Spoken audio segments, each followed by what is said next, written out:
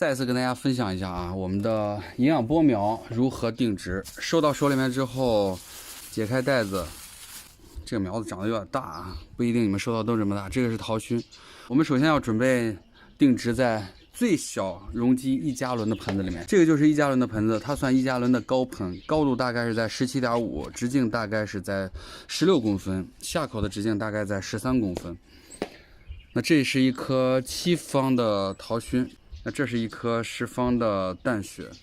那不管是7方还是10方，我们收到之后呢，先把它打开，放在一个阴凉的地方，稍微醒一醒苗。之前跟大家分享过，然后拿出来。我们选择定植的基质，最好是跟它原来的基质一样，那最少也是跟它原来的基质相似。那如果你要把这样基质苗种在土里面，跟原来的基质完全的不同，建议的是把它的所有基质全部打掉，打成裸根。而如果像我这样的，原来的基质跟新用的基质都是一样的话，我们仅仅是把下面的这些根系，特别是缠绕比较厉害的根系打散就可以了。其他的大多数基质我们是不用再打散的。还有就是我们的基质要提前的撒施，撒施会对根系有一个有效的保护。有些人种草莓会有放底肥的习惯，而有些人不用底肥，根据后期的每次浇水的时候水肥一体。而我今天给大家演示的是我们放底肥，这个是我们的缓释包衣肥。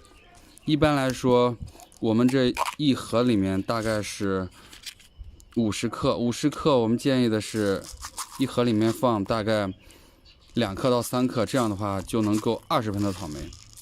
把这样的包衣缓释肥放进去，这是另外一个生物有机颗粒底肥，这个一般建议的是放30克左右，这样一小把。这些肥料我们亲自测试了2年，它们是不烧苗的。把它们做一个搅拌之后呢，就把基质往里面填。基本上在刚开始的时候填跟盆边是平的，它随着后期的浇水慢慢的下去，会到这样一个流水线上。现在我们要种这样一个基质苗的话，因为上面的土已经打散了一部分了，这样的老叶子可以在种植的时候给它打掉一点，扒一个跟它体积差不多大小的坑之后呢，我们一定要做一个按压。按压的目的是让草莓原来的基质和新的基质，特别是根系有一个紧密的贴合。这样按压之后，它的根系就能比较紧密的贴合在新的基质里面。同时我刚刚提醒的，把之前的基质做一个打湿，是有效的保护根系的。这样一个7方我们就定制完了。你看我们现在这个叶片也比较大，它还有了花苞。这个情况下，我们可以先暂时的选择留下来，前提是它在路上没有损伤，或者经过了几天的时间彻底的萎蔫。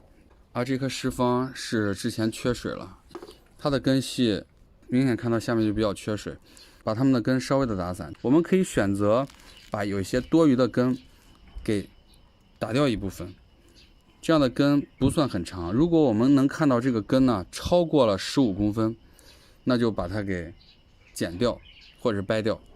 周围的基质我们可以扒掉一些，这样新的基质可以有效的盖在根上面。把我们的颗粒肥放一些，我们都是约摸着放啊，大概2-3克黑色的有机颗粒底肥。这个10方的土的量是比较多的，所以我们种的时候是要相对重一点的按压。这个果子其实可以摘掉了啊，但是我这个根系比较多，我觉得没有过多的伤根，所以这个果子就暂时留着它们，做一个相对用力的按压，让它们新的基质和老的基质中间有一个有效的紧密的连接。那接下来我们就是要浇水了。之前跟大家做过视频分享啊，如果你种的是裸根，一定要浇透水。而如果你是带着基质来种的，那你就要看天气。如果未来的天气是比较高温，而且比较干燥的情况下，我们可以多浇一点水。如果它是长期的阴雨天，湿度比较大的话，我们本身大多数的根系还在原来的基质里面，没有受到损伤，就给它浇一定的湿度就可以了。浇水从4周开始浇，让这个基质有一个下沉的力，根系再紧密的被包裹在基质当中。像这2盆我都没有给它浇透水，因为我会观察着天气和温度来适度的浇水。最后一步很重要，就是我们在定植之后，把它们放在阳光直射不到的地方，有散射光的地方，让它们缓一缓。缓多久呢？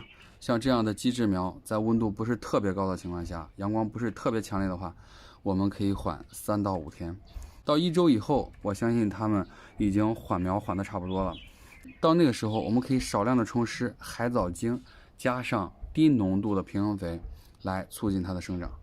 如果你喜欢草莓，如果喜欢种草莓，请关注跟草莓死磕到底的手艺人飞宇。今天的视频就分享到这里，